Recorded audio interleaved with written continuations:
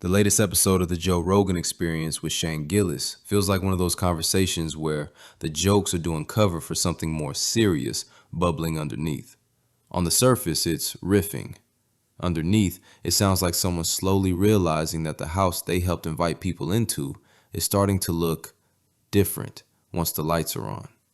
The most striking moment comes when Rogan reads aloud what are described as new plaques placed beneath portraits of former presidents inside the White House. These aren't dry historical summaries. They read like campaign slogans etched into stone.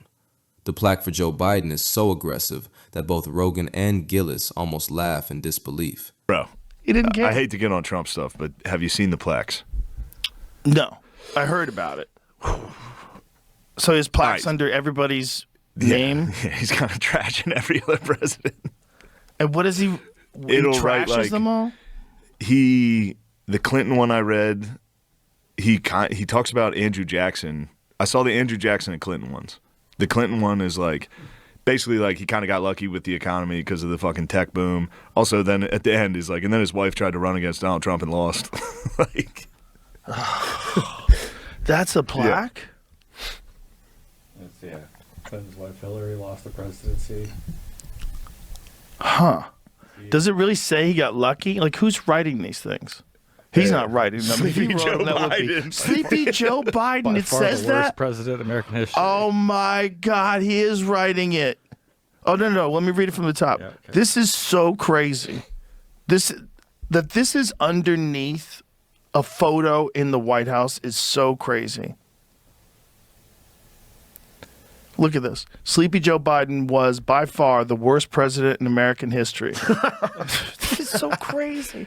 Taking office as a result of the most corrupt election ever seen in the United States, Biden oversaw a series of unprecedented disasters. What's the matter, Jamie? Elections capitalized? Weird. Yeah, it is weird. Unprecedented disasters that brought our nation to the brink of destruction. His policies caused the highest inflation ever recorded, leading the U.S. dollar to lose more than 20% of its value in 4 years. His green new scam surrendered American energy dominance, and by abolishing the southern border, Biden let 21 million people from all over the world pour into the United States, including from prisons, jails, mental institutions, and insane asylums. Isn't that like he said two things that are the same thing? Yeah. What unsettles Rogan isn't just the content, it's the location. The White House isn't supposed to be a comment section. It's meant to be a historical space. He compares it, pointedly, to something you'd expect in an authoritarian state, where the current leader rewrites history to flatter himself. Not as a joke, but as a genuine concern. If this is acceptable now, what happens later? He imagines a future president responding in kind, slapping plaques under Trump's portrait, cataloging scandals, lies, indictments. At that point, the White House stops being a record of history and turns into a partisan scoreboard. I don't think anyone's going to do what he's doing. I don't think there's. I mean, look. God, I look, hope of not. course, But it of opens course. up. The problem is, it opens up the door for someone on the left to do their version of it. Who's going to be the Democrat? Who's next? Fucking Gavin Newsom? He's not going to fucking put up a Of course plaque. he would. Of course he would. He copies everything that Trump does. He even tries to talk like Trump on Twitter. You don't think that he would put up plaques that talk about how corrupt Trump was and about how terrible, and he was quoted as lying over 5,000 times by Washington Post? You know. Yeah, but he doesn't have to put up a plaque. That'll just be everywhere. I mean, know what but I he mean? could put that under his photo, though. Like, that's never been a thing that people did before, For sure. right? I mean, I'm Probably. guessing. What was it before? Here he added that Ronald Reagan was a fan of President Trump's long before his historic run for the White House.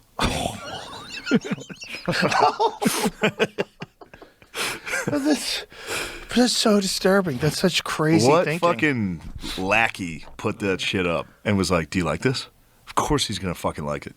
Bro, he wrote it. What are you talking about? You don't think he wrote it? You think a lackey wrote it? I don't fuck if I know. I don't know what's going on. It's whoever's writing his tweets wrote that. Yeah, Same shit. he's got to be writing his tweets. I think they made a video of it, right? Yeah.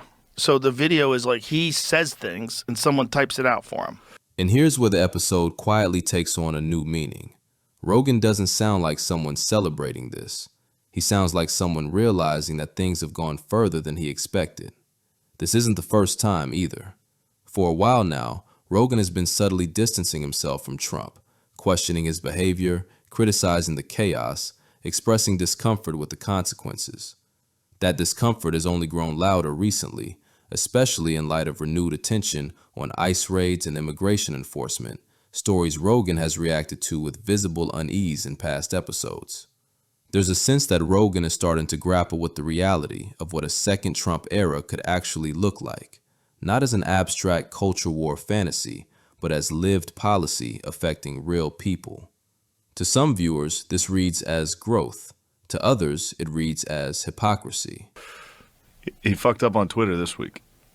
What, with the Rob Reiner thing? Yeah. Yeah, that's crazy. It's all crazy.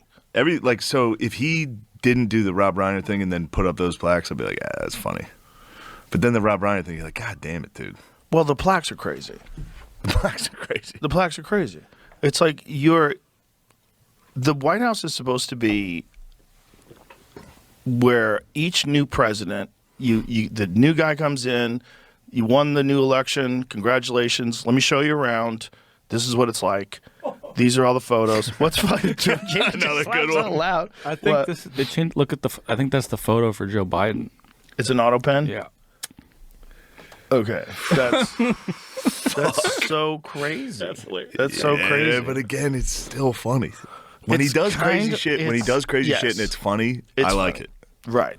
But the I don't Rob love Reiner, that, the Rob it's funny. Reiner thing is not funny, right? No. And that's like the same thing. Yeah. It's the same kind of thinking. And when you see it with no empathy, that's when it's hard to like. Yeah. Yeah. I wish he could apologize. I know you can't and No. he won't. Listen, there's no justification for what he did that makes any sense in a compassionate society. It's no different than people that were celebrating when Charlie Kirk got shot. Rogan spent years amplifying Trump-adjacent narratives, normalizing his rhetoric, and dismissing critics as hysterical. Watching him now recoil at the consequences can feel like watching someone complain about smoke after spending years playing with matches. That tension becomes even more obvious when the conversation turns to Nick Fuentes. Shane, don't you just read AI and just recognize the truth and stop being a conspiracy theorist? I'm not conspiracy theorist. I'm thinking about the college football playoff, which has a lot of conspiracies. Oh, really? The Protestants formed against the Irish. Oh, no. They joined. All the Southern Protestants joined against the Catholics. Wow. Tale as old as time. It's And IRA versus... last time they tried to join against us, we marched down there and burned down their fucking cities. So watch out. It's crazy because sports are like a substitute for war. You'd think we'd have more presidents. The Catholics. Yeah, they only had one. Biden, Right? too. Oh, Biden's Catholic. We got Biden. Allegedly. True. We only got one. He got shot. And then Biden was doing auto sign. Give us a good one. Yeah. You got anybody in mind? Fuentes. Nick Fuentes? He could probably win in a few years. Hold on, let's talk. Listen, he couldn't have existed before, right? 10, 20 years ago, couldn't have existed. Now, super popular. What's 20 years from now look like? You know, maybe someone like that can win. Well, we'll see. I got to pee so bad. We got to wrap this up anyway. I'm sorry, down. 4:18. We got that one at the buzzer. Yeah. Well, listen, I will say this about it. It's fascinating to watch that there's like a whole group of people that feel very unrepresented in the world. And especially like young men. And here you got this young guy with a very high verbal IQ. Mm-hmm. And he also does a lot of shit posting, a lot of talking shit, a lot of trolling, says women shouldn't be allowed to vote, says wild shit. Rogan references Fuentes' clash with Piers Morgan, framing it like a boxing match.